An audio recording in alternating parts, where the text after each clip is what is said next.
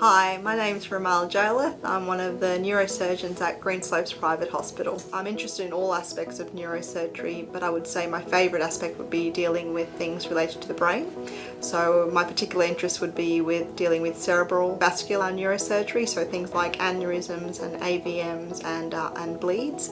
But I'm also interested in looking after patients who have brain tumours. I generally get a lot of joy from looking after these patients. People always get worried when they have headaches, but people can present with seizures, people can present because their personality changes or their family have noticed that they're not quite right. They don't necessarily present in one particular way. It really depends on what part of the brain's been affected. So if it's close to an area which controls your motor function, perhaps your arm or legs could be weaker. If it's in the back part of the brain, which is responsible for balance and coordination, perhaps it's because you're having frequent falls. Not all patients need to have surgery, but I see my role as trying to reassure them and educate them as well, not just operate on patients.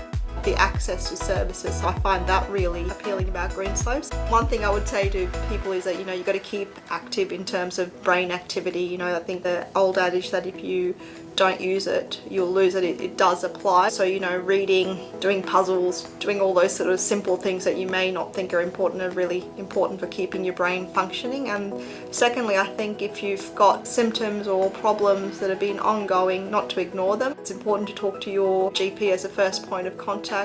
Either they can reassure you that it's all normal and you don't need to worry about it, but if you need to have investigations or tests done, it's really important to attend to those things.